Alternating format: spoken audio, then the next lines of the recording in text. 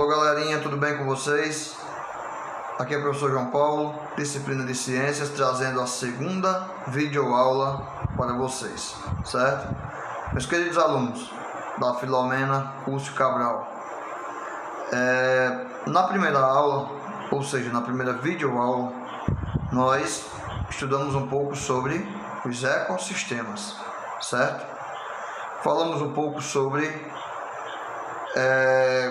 o que é ecossistema, o que pode ser considerado um ecossistema, falando sobre fatores bióticos, fatores abióticos. Então acho que vocês devem estar lembrados um pouco desse assunto, certo? Passamos aí também uma atividade quanto a essa primeira videoaula. Espero que todos vocês tenham tido acesso e que todos vocês estejam respondendo essas atividades. Lembrando que quando voltarmos às nossas atividades normais, nós vamos olhar o caderno de vocês com essas respectivas atividades. Hoje, pessoal, nessa segunda videoaula, nós estamos aqui para falar sobre obtenção de alimentos e a classificação dos seres, certo? Pessoal, quando se fala em obtenção de alimentos, o que vem à mente? Então, de onde vem o alimento, né? De onde os seres conseguem esses alimentos? Será que todos os seres vivos eles conseguem produzir o seu próprio alimento ou não? Vamos entender melhor agora nessa videoaula, certo? Então, de onde vem o alimento? Todos os seres vivos precisam, necessitam de alimento, pois eles servem de energia e materiais para que o ser vivo possa sobreviver, se desenvolver e se reproduzir, correto? Então, pessoal, os seres vivos eles podem obter alimento de duas formas: produzindo o alimento ou alimentando-se de outros organismos. E você deve estar se perguntando: professor, como que isso acontece? Quais são os seres que produzem o seu próprio alimento e quais são os seres que não produzem seu próprio alimento? Nós vamos saber agora. Na aula passada, na videoaula passada, eu fiz um pequeno relato do que nós iríamos estudar nessa videoaula de hoje. Que era falando sobre os seres autótrofos e os seres heterótrofos. Então hoje nós vamos entender como isso funciona. Seres autótrofos são aqueles que produzem seu próprio alimento, certo? Exemplo de seres autótrofos são plantas e alguns tipos de bactérias, certo? E você deve estar se perguntando também como que eles produzem seu próprio alimento. Bom, é simples, pessoal. No caso das plantas, as plantas elas realizam a fotossíntese. E você deve estar se perguntando: e o que é isso, professor? Fotossíntese é a capacidade que as plantas têm com um pigmento esverdeado chamado clorofila, certo? A clorofila ela consegue captar a luz solar juntamente com o gás carbônico e ela consegue transformar a luz solar e o gás carbônico em energia, servindo assim de alimento para elas mesmas, certo? Então, as plantas elas realizam a fotossíntese e elas produzem seu próprio alimento, certo? E algumas bactérias elas são quimiosintetizantes. E você deve estar se perguntando: e o que danado é isso? Vou explicar agora. É a produção, é a capacidade que essas bactérias têm de produzir os alimentos através da oxidação de substâncias minerais. Exemplo dessas substâncias: ferro, amônia, nitrito, certo? Dentre outros. Tranquilo, pessoal, até aí? Tudo beleza? Então, esses seres autótrofos que são as plantas e alguns tipos de bactérias, elas são chamadas na cadeia alimentar de produtores, certo? Agora nós vamos ver os seres que não conseguem produzir seu próprio alimento, ok? Que são os seres heterótrofos, certo? Os seres heterótrofos, eles se alimentam dependendo de outros seres vivos, ok? Um exemplo claro disso, nós seres humanos, certo? Porque nós não conseguimos produzir nosso próprio alimento, certo? Pessoal, esses seres que não conseguem produzir seu próprio alimento, que são os heterótrofos, eles são denominados na cadeia alimentar como consumidores e decompositores, certo? E você deve estar se perguntando, professor, e quem são os consumidores dessa cadeia alimentar?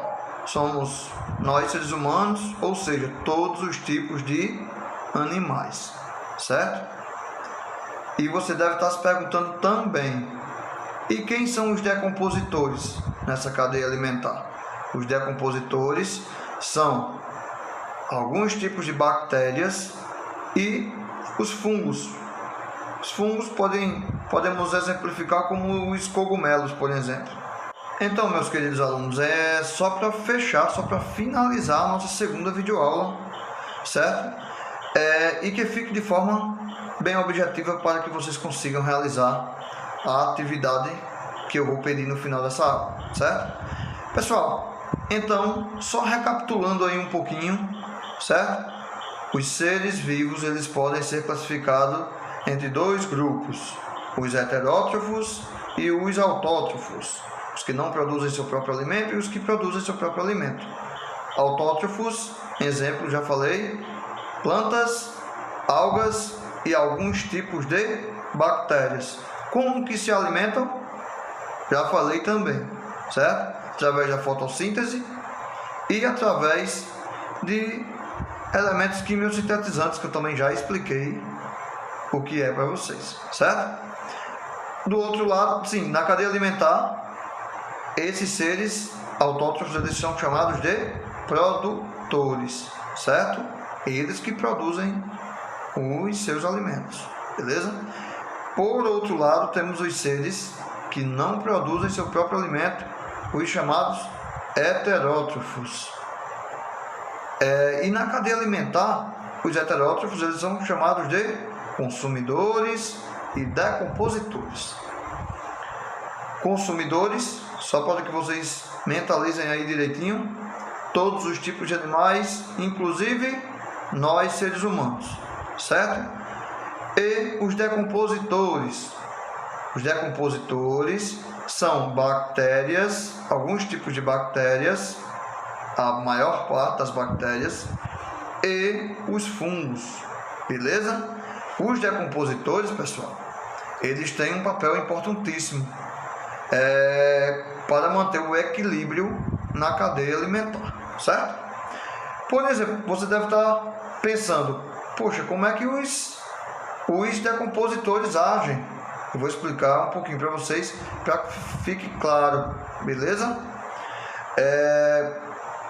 Os decompositores, pessoal, são seres vivos que se alimentam de partes mortas ou de resíduos, certo?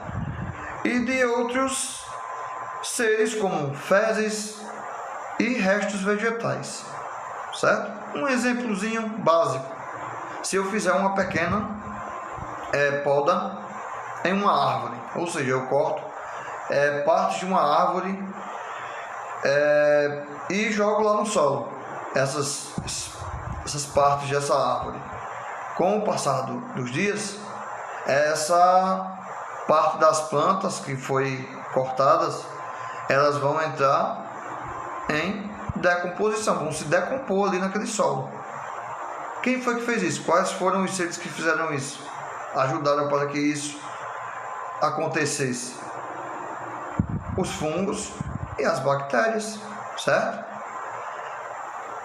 A parte importante aí, que eu falei anteriormente, é que esses restos de podas vai se decompor no ambiente e vai servir de nutrientes para o solo, né? Ajudando assim as plantas formarem um novo ciclo, ou seja, beleza? Os produtores vai servir de nutriente para os produtores, que são as plantas. Beleza, pessoal? Tranquilo? Espero que tenha ficado claro, certo? Essa videoaula. Espero que vocês tenham compreendido. Vou passar aqui uma atividade para vocês.